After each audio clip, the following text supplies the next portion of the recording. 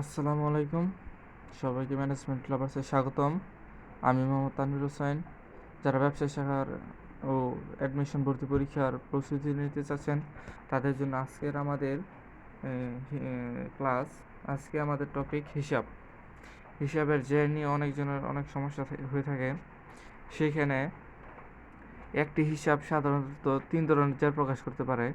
একটি ডেবিট জের, একটি ক্রেডিট জের, একটি শূন্য জের, 3 ধরনের জের প্রকাশ করতে পারে।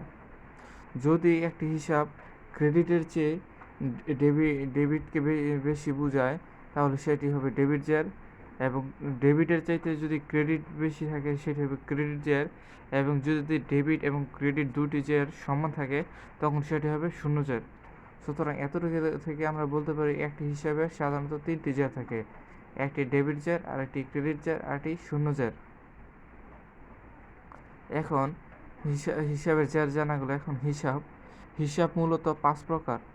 হিসাব মূলত 5 ধরনের। এর মধ্যে আছে আয়, ব্যয়, উত্তোলন,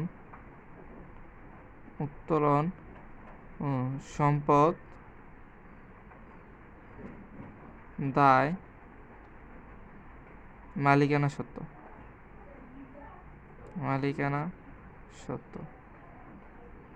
এইখানে মোট 6 ধরনের হিসাব আছে, কিন্তু উত্তোলন এটা মূলধনের মধ্যে চলে যায়।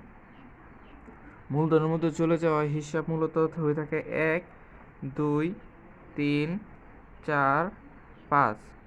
হিসাব মূলত 5 প্রকার। যদি আলাদাভাবে ভেঙে করা হয় তাহলে এইভাবে 6 ধরনের হয়ে থাকে। মূলত উত্তোলন এই মালিকানা সত্ত্বের মধ্যে বিবেচনা করা হয়ে থাকে। এখন এই আয়, ব্যয়, উত্তোলন এই 3 হিসাব বছর শেষে বন্ধ করে দেওয়া হয়। এই 3 হিসাব বছর শেষে বন্ধ করে দেওয়া হয়, এই জন্য এই 3 হিসাবকে বলা হয় নামিক বা অস্থায়ী হিসাব। এবং যত ধরনের আয়, যত ধরনের ব্যয়, যত ধরনের উত্তোলন থাকে সেই সবগুলোকে বলা হয় নামিক বা অস্থায়ী হিসাব। এবং সম্পদ, দায়, মালিকানা সত্ত্ব এই 3 হিসাবকে স্থায়ী হিসাব বলা হয়। কারণ এই 3 ধরনের হিসাব বছর শেষেও চলমান থাকে এবং পরবর্তী বছরে প্রারম্ভিক মূলধন হয়ে কাজ করে। সুতরাং সামারি হিসাবে বলা যায় হিসাবের যে 3 ধরনের জের প্রকাশ করে থাকে: ডেবিট জের, ক্রেডিট জের এবং শূন্য জের। এই 3 ধরনের জের প্রকাশ করে। এর মধ্যে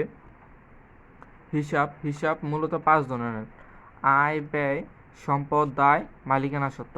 উত্তোলন মালিকানা সত্ত্বের মধ্যেই উত্তোলন রয়েছে। তাছাড়া আয়, ব্যয়, উত্তোলন এই 3 হিসাবকে নামিক বা অস্থায়ী হিসাব বলা হয়। এগুলো এই 3 হিসাব বছর শেষে বন্ধ করে দেওয়া হয়। এবং সম্পদ, দায়, মালিকানা সত্ত্ব এই 3 হিসাব পরবর্তী বছরও থাকে। সুতরাং এই 3 হিসাবকে বন্ধ করা হয় না।